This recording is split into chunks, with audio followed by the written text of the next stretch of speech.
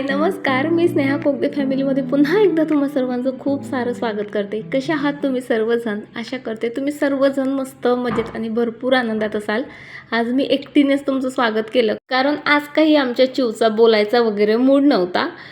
त्यामुळे आज ना रामनवमी आहे आणि त्यासाठी बघा असा नैवेद्य छान आरतीचं ताट वगैरे काढून आता आम्ही ननद भावजय वहिनी तेच ते निघालोत मंदिरात जायला. म्हणजे दोघीच नाही आहोत, पिहू त्यानंतर आरोही नाही सॉरी चिव वगैरे जे आहेत आमच्यासोबत आहेत.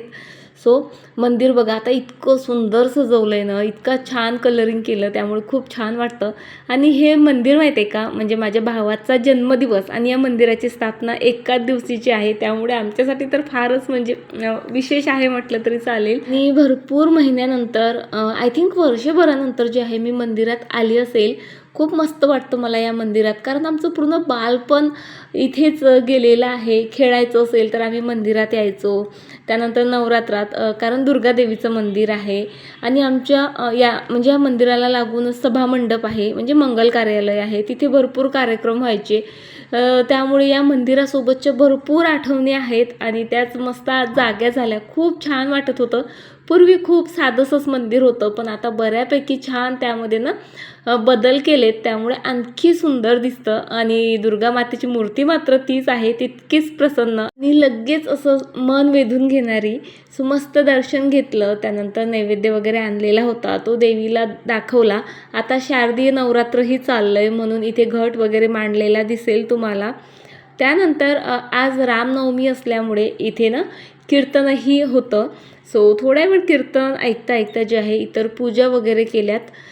चिवचं बघा इथे काय चाललेलं, म्हणजे मम्मा आतू जे करते ती प्रत्येक गोष्ट तिला करायची असते. सर्व देवांना अगदी भरभरून हळदी कुंकू तिला लावायचं होतं आणि नाही म्हटलं की मग तिचा गोंधळ, म्हणजे या कीर्तनापेक्षाही तिचा आवाज जास्त येत होता, असं काहीसा होता. मस्त अशी पूजा केली. आणि आज रामनवमी असल्यामुळे इथे ना महाप्रसादही होता, त्यामुळे तुम्हाला दिसेल आता. म्हणजे एकीकडे पोळ्या बनवणं चाललेल्या आहेत, एकीकडे भाजी आणि काही लोक सलादाची तयारी वगैरे करतायत. आजचं खरंच वातावरण मस्त होतं आणि छान दिवसाची सुरुवात आमची खूप छान झाली. इथे दर्शन घेतल्यानंतर आम्ही आता निघालोय गजानन महाराजांच्या दर्शनाला. आणि हे मंदिर म्हणजे अलीकडचंच आहे, फार असे खूप वर्ष झाली असं नाही, या 7-8 वर्षातलं मंदिर आहे. पण इतकं छान बांधलं आहे आणि इतकं प्रसन्न वाटतं ना या मंदिरात गेल्यावर, काय सांगू. मी तर इथे सेकंड टाईमच जाते आहे. रामनवमी निमित्त बघा मस्त भगवे जिकडे तिकडे फडकवले होते. त्यानंतर रांगोळी, म्हणजे पूर्ण मंदिराच्या अराउंड जी आहे रांगोळी काढलेली होती. समोर ही खूप सुंदर रांगोळी होती, ती नंतर दाखवते तुम्हाला. सर्वात आधी दर्शन घेते. इतकं छान वाटतं इथं, इतकं थंड आणि इतकं डोळे असे शांत होतात, म्हणजे खूप मस्त फिलिंग्स येतात, माहीत नाही का, खूप पॉझिटिव्हिटी फील होते. गजानन महाराजांचं मंदिर आहे हे आणि या मंदिराचा हा पूर्ण असा जो आहे एरिया आहे मस्त भलं मोठं आहे. शांततेत थोडा वेळ आपण तिथे घालवू शकतो. त्यालाच लागून जे आहे म्हणजे त्या मंदिरातच एका साईडला हे हनुमानाचं मंदिर आहे आणि हे मंदिर ॲक्च्युली इथलं पहिलं मंदिर होतं. त्याला आता रिनोव्हेट करण्यात आलं आणि सोबत गजानन महाराजांचं मंदिरही बांधण्यात आलं. आणि इथे ना म्हणजे भजन कीर्तनाचे ज्या काही वस्तू आहेत त्या इथेच होत्या. आणि पिहूचं सर्व मंदिर म्हणजे अगदी चौकशा करणं चालू होतं, कुठे काय कसं आहे ते सर्व त्याला पाहायचं होतं आणि तो कुठे जाऊ नये म्हणून मी त्याच्या मागे मागे जात होती आणि म्हणून हे मी तुम्हाला हे दाखवते आहे. खूप मस्त व्यवस्था केलेली आहे सर्व गोष्टींची. खूप जास्त स्वच्छता, खूप जास्त नीटनेटकेपणा जो आहे या मंदिरात आहे आणि त्यामुळे खरंच खूप छान वाटतं. आणि आणखी एक गोष्ट सांगावीशी वाटते, हे सर्व अरेंजमेंट किंवा या सर्वांचा जो म्होरक्या आहे ना, तो माझा क्लासमेट आहे. त्याच्याकडे बघितलं तर किंवा विचार केला ना की अरे हा तोच आहे तर विश्वास बसत नाही. पण खरंच म्हणजे अगदी व्यवस्थित प्रॉपर त्या गोष्टीचा विचार करून अभ्यास करून त्याने हे सर्व जे आहे म्हणजे तो साधतो आहे आणि खरंच खूप छान अरेंजमेंट तो इथे करतो आहे. त्यानंतर घरी आलो, बघितलं ना तुम्ही मस्त ताट सजलेलं होतं आज रामनवमी निमित्त. जेवण केलं. यांची मस्तीकडे तर दुर्लक्षच करा, ती दिवस रात्र तशीच चाललेली असते. आणि इथे मी माझी केस फ्लॉन्ट करते आहे कारण म्हणजे आज मी या केसांना शेवटचं बघते आहे, कारण आज मला छानशी एखादी हेअरकट करायची असं जे आहे माझं ठरलेलं. आणि माझ्यासोबत सोनूचीही मी करणार हे मी तिला खडसावून सांगत होती कारण मी भरपूर दिवस झाले तिला म्हणते आहे, सोनू बस झालं ग आता, जरा मेक ओव्हर कर. आणि सकाळपासून मी तिच्या मागे लागलेली, तिचं नाही नाही नाहीच होतं. पण माझ्यासमोर तिचं काही चाललं नाही. तिची इच्छा नव्हती, कारण तिचं म्हणणं ताई सवय नाही आहे, पण सवय आपण आपल्या बदलू शकतो. हे मी तिला पटवून सांगितलं. फायनली मी, मंगेश आणि आई तिघांनी मिळून तिला तयार केलं आणि असा काहीसा तिचा आत्ताचा लूक आहे. नंतर छानपैकी शेअर करते तुमच्यासोबत. हेअरकट झाल्यानंतर आम्ही जरा डीमार्टमध्ये आलो होतो. काही नाही, फक्त काय तर आईला एक मॉइश्चरायझर हवं होतं आणि एक दुधावर झाकण असतं बघा नेटचं, ते हवं होतं. पण आपण बायका शेवटी घ्यायची जरी 1-2 वस्तू असली तरी सर्व डीमार्ट आम्ही पिंजून काढलं. आणि आज तर आम्ही दोघी सोबत होतो आणि आमची जोडी म्हणजे विचारूच नका. बघा बऱ्याच ठिकाणी कसं असतं, म्हणजे भावजाईचा आनंद बघून नंदा जळतात, किंवा आपल्या घरी ही मजा करते, आपल्याला तिकडे त्रास आहे, म्हणजे बऱ्याच अशा गोष्टी असतात की नंदा भावजाईचा राग करतात किंवा जळतात, किंवा नणद आली म्हणून भावजाई तोंड फुगून बसतात. हे बऱ्याच घरांमध्ये असतं, पण आमच्याकडे तसं नाही. आम्ही दोघी एकमेकीच्या आनंदात भरपूर आनंदित होतो. अगदी मन मोकळेपणाने प्रत्येक गोष्टीवर आम्ही एकमेकींना सल्लाही देतो. इव्हन माझ्याकडे एखादा कार्यक्रम असला ना, म्हणजे माहेरी, तर आईच्या आधी मला हिचा फोन येतो की ताई कसं करू, काय काय करायचं, किंवा आपण काय आणखी करू शकतो, डेकोरेशनचं म्हणा किंवा इतर गोष्टींचं म्हणा. म्हणजे प्रत्येक गोष्टीत आम्ही एकमेकींचा सल्ला घेत असतो. गरज नसतानाही प्रत्येक वेळेस एकमेकींना सल्लाही देत असतो. म्हणजे नणद भावजाईमध्ये असतो तसा रुसवा फुगवा किंवा एकमेकींची उणे धुणे काढणे किंवा चुगल्या करणे हे आम्ही कधी करत नाही. उलट आम्हीच दोघी एका ठिकाणी बसलो की आमचे असं गॉसिप्स असते ना की सर्व नातेवाईकांच्या चुगल्या आम्ही मिळूनच करत असतो. भरपूर मजा करतो. म्हणजे आहे जसं म्हणजे टिपिकल नणद भावजाईचं नातं असतं तसंच आमच्यात नाही. या गोष्टीचा आम्हाला दोघींनाही भरपूर आनंद वाटतो. तसं बघायला गेलं तर ती माझी मामी बहीणच आहे. म्हणून बरेच जण म्हणतात ही तुझी बहीण असल्यामुळे तुमचं पटतं, पण तसं काही नाही बघा. खूप जणींकडे म्हणजे असं असतं की मामी बहिणीलाच वहिनी बनवून आणलेलं असतं, पण त्यांचंही पटत नाही. पण थँक गॉड आमचं रिलेशन तरी छान आहे, स्ट्रॉंग आहे. सो त्यामुळे आम्ही बऱ्याच गोष्टी छानपैकी एन्जॉय करत असतो. हेअरकट झाल्यानंतर डीमार्ट पूर्ण फिरून झाल्यानंतर आम्ही आलेलो आहोत पुन्हा एकदा मार्केटमध्ये. कारण आज श्रीरामनवमी आहे आणि त्यानिमित्त श्रीरामाच्या दर्शनासाठी खरं तर आम्ही आलोत. बघा अकोल्यामध्ये तिलक रोड आहे ना, तिथेच ती सिव्हिल लाईन चौक आहे जिथे पोलीस स्टेशन आहे, त्याच्या अगदी बाजूला जे आहे हे मोठे राम मंदिर आहे. आता या राम मंदिराचं वैशिष्ट्य म्हणजे इथे जी राम सीता लक्ष्मणाची मूर्ती आहे त्याची स्थापना स्वतः गजानन महाराजांच्या हातातनं झालेली आहे. गजानन महाराजांचे परमशिष्य होते बघा, काय बच्चूलाल अग्रवाल म्हणून. त्यांनी 1906मध्ये म्हणजे विचार बोलून दाखवला गजानन महाराजांना आणि महाराजांनी पण म्हणजे लगेच होकार दिला आणि त्यांच्या हाताने इथे म्हणजे या मंदिराची आणि या देवांची स्थापना झालेली आहे. त्यामुळे हे मंदिर म्हणजे मोठे राम मंदिर खूप प्रसिद्ध आहे आणि खूप मान्यता आहे या मंदिराची. जितकं अकोल्याचं राजराजेश्वर महादेवाचं मंदिर आहे ना प्रसिद्ध, तितकंच हेही मंदिर आहे. खूप सुंदर सजवलं होतं आजच्या दिवशी. आणि याचा उल्लेख माहिती आहे का, दासगणू महाराजांनी लिहिलेलं जे गजानन महाराजांचं पारायण आहे ना, श्री गजानन पारायण 12व्या अध्यायातही केलेलं आहे. तुम्ही जर ते पारायण केलेलं असेल किंवा तुमच्याकडे ते पुस्तक असेल ना, तर तुम्ही पुन्हा एकदा वाचा. या मंदिराबद्दल बरीचशी माहिती तुम्हाला त्यामध्ये मिळेल. आणि हे सर्व होत असताना ज्या शिळेवर बसून म्हणजे ज्या दगडावर बसून गजानन महाराजांनी म्हणजे बच्चूलाल अग्रवाल वगैरे त्यांच्याशी संवाद साधला असेल किंवा असं करा तसं करा ही माहिती त्यांना दिली असेल, ती शिळाही तिथे जपून ठेवण्यात आलेली आहे बरं का. खरंच खूप मन प्रसन्न झालं. खरं तर यायचा काही विचार नव्हता इथे, पण सोनूला मी सांगितलं आणि तिचं असं होतं की ताई मी आणखी बघितलेलं नाही. मग म्हटलं चल तुला आज मंदिराचं दाखवून आणते. आणि सकाळपासून बाहेर पडलेल्या आम्ही दोघीजणी सतत जे आहे इकडे तिकडे नुसता झुंदळत होतो. त्यानंतर एका बॅग हाऊसमध्ये आलोत. तिच्या मैत्रिणीसाठी खरं तर बॅग घ्यायची होती. सो ते आमचं इथे सिलेक्शन चाललेलं आणि या दुकानाचं जे नाव आहे ते नंतर दाखवते तुम्हाला. इथे ना खूप चांगल्या क्वालिटीच्या ज्या आहे बॅग्स मिळतात, म्हणजे ते स्वतः तयार करतात.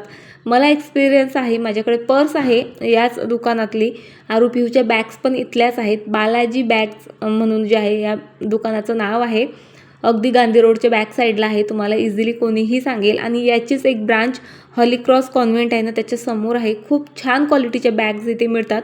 सो बॅग वगैरे घेतली आणि त्यानंतर आज रामनवमीनिमित्त भव्य शोभायात्रा अकोल्यात निघत असते. तुम्हाला माहीतच असेल, तुम्ही जर अकोल्याचे किंवा आजूबाजूचे असाल तर. नसाल तर सांगते आहे बघा मी. त्यासाठी हे सर्व डेकोरेशन, त्यानंतर पाण्याची व्यवस्था, जेवणाची व्यवस्था, नाश्त्याची व्यवस्था, वेगवेगळ्या ठिकाणी मठ्ठा काय काय भरपूर गोष्टी होत्या आणि ते सर्वजणी आम्ही आज खूप मस्त एक्सप्लोअर करत होतो. मुलं नव्हती सोबत, कसलं बंधन नव्हतं, काही नव्हतं. त्यामुळे मस्त दोघीच इकडनं तिकडे हुंदडत होतो.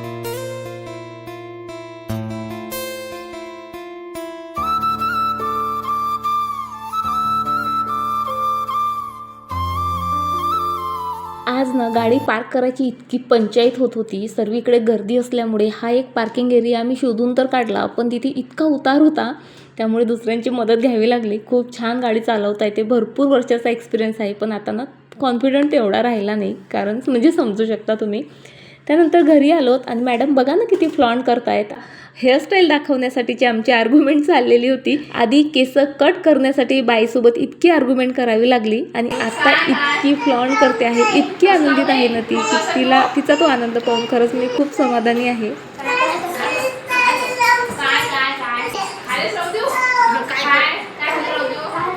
सोनूचा हा मेकओव्हर बघून फक्त मीच आनंदित नव्हते, तर माझी आई, चिव, म्हणजे सर्वच जण खूप जास्त सरप्राईज होते. आणि तुम्ही बघितलं ना हा चिवचा गोंधळ कशासाठी चाललेला, की सोनूने क्लचर लावलं तर तू का लावलं, केस खालीच राहू दे, म्हणजे मोकळे राहू दे, तिला येत नव्हतं, तर मम्मा केस खालीच राहू दे वगैरे वगैरे म्हणून ती रडत होती.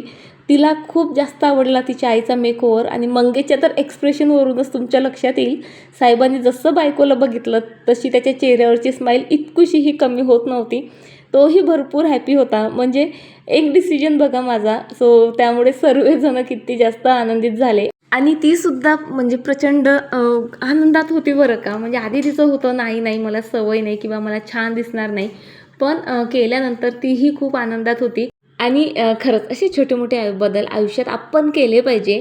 ठीक आहे, आपल्याला काही गोष्टींची सवय असते किंवा मग काही गोष्टींची भीती असते, पण ती दूर करून आपण थोडेफार बदल करायला तयार झालं पाहिजे. माणसाने फ्लेक्झिबल असलं पाहिजे, माहिती आहे का. प्रत्येक गोष्ट आपलीशी करायची, चेंजेस करायची, म्हणजे बदल स्वीकारता यायला पाहिजे. मग तो कोणताही असो, चांगला असो वाईट असो, अनुभव येतो. म्हणजे चांगलं झालं तर खूपच छान, वाईट झालं तर त्यातनं आपल्याला दुसरं काही नाही तरी अनुभव तर मिळतो. सो दिवसभराच्या आर्ग्युमेंटनंतर घरातले खरंच खूप जास्त आनंदात होते. त्यानंतर सायंकाळी इथे आरू पिहूची आणि आप्पाजींची मस्ती चाललेली होती. आणि खरं तर मस्तीपेक्षा त्यांना रिक्वेस्ट करणं चाललेलं होतं की फिरायला चला आमच्यासोबत, कारण आता थोड्याच वेळात जे आहे आम्ही जाणार आहोत हॅपी टाईमला. अगेन पुन्हा सोनू आणि आम्ही दोघीच चाललो आहे मुलांना घेऊन, कारण पप्पा यायला तयार नव्हते. मग पप्पांच्या जेवणाची वगैरे व्यवस्था आईला करायची होती म्हणून आई आली नाही. आणि मंगेश तर भयंकर बिझी असतो. सो त्याला म्हणजे चल म्हणत आम्ही बसलेलोच नाही. मुलांचं चाललेलं होतं, कारण त्याच्याशिवाय मुलांना मजाच येत नाही. इथे प्रत्येक गोष्टीसाठी त्यांना मम्मी नसली तरी चालेल, पण मामा लागत असतो. पण आज तो खरंच बिझी होता. सो आम्ही दोघीच हॅपी टाईमला घेऊन आलो. अकोल्याचं मिराज सिनेमा आहे बघा, राधाकृष्ण टॉकीज, त्याच्या अगदी समोरच्या साईडला हे हॅपी टाईम. आता 2 वर्ष झाले याला ओपन होऊन. तेव्हाच आमचं चाललेलं जायचं. फायनली आज आलोत. अगदी बघा मॉलमध्ये जसा गेम झोन असतो ना, अगदी तसाच आहे. एरिया फक्त जरा मोठा आहे.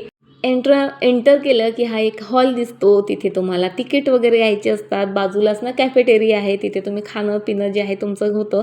थोडेफार मोठ्या मुलांसाठी गेम आहेत, पण मेन गोष्ट इथे आहेत. म्हणजे तसं बघितलं तर इथे ना 3 मेन पार्ट आहेत. सो हे आहे एक जम्पिंग म्हणून एक मोठं ट्रॅम्पोलिन आहे मोठ्या मुलांसाठी. याची प्रत्येकी प्राईज आहे 1 तासासाठी 400 रुपये.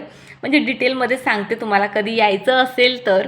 छान आहे, जरा मोठा एरिया आहे, मुलं छान इथे एन्जॉय करू शकतात. त्यानंतर त्याच्याच बाजूला हा एक हॉल आहे. यामध्ये जसं मॉलमध्ये बघा गेम वगैरे असतात, सो त्या टाईपचे गेम इथे आहेत आणि छान आहेत सर्व गेम वगैरे. म्हणजे आम्ही खेळलो, त्यानंतर आता मी तुम्हाला सांगते आहे. आणि त्याच्याच बाजूला सॉफ्ट गेम झोन आहे, जिथे छान सर्व सॉफ्ट आणि खूप मस्त आहे. चिवला आणि पिहूला तर प्रचंड आवडलं. आरोहीसाठी म्हणजे आरोही त्या मनाने जरा मोठी होती, पण तरी तिनेही तिथे एन्जॉय केलं. सो एरिया वाईज खूप छान आहे. आता प्राईज वाईज सांगते. आता इथे आपल्याला कुपन घ्यावे लागतात. 300 रुपयापासून स्टार्टिंग आहे. म्हणजे तुम्हाला फक्त हा सॉफ्ट टॉईज एरिया जर एक्सप्लोअर करायचा असेल, खेळायचं असेल तर म्हणजे पर्सन नाही, किड 300 रुपये लागतात. अर्ध्या तासासाठी 250 आणि एका तासासाठी 300 रुपये. सो एका तासासाठीच परवडतं. सो ते आहे. त्यानंतर जो जम्प इन एरिया आहे तिथे तर सांगितलंच एका तासासाठी 400. आणि मध्ये जे गेम झोन वगैरे तुम्हाला दाखवलं मग त्याचं प्रत्येकी तिकीट असतं. कुठे 700 रुपये 70 रुपये, कुठे 80 रुपये, 120, 130, 150 अशा प्रकारे जे आहेत ते कूपन्स आहेत. सो एकाच वेळी आपल्याला हे सर्व घ्यावे लागतात. म्हणजे तुम्ही 1000 रुपयाचं रिचार्ज घ्या, 1500चं, 2000चं, 4000चं खूप दूरपर्यंत आहेत. म्हणजे आता मुलं आपल्यासोबत जितकी मुलं आहेत त्यानुसार मग तुम्ही ते घेऊ शकता. आता आम्ही फक्त 2000चं घेतलं होतं.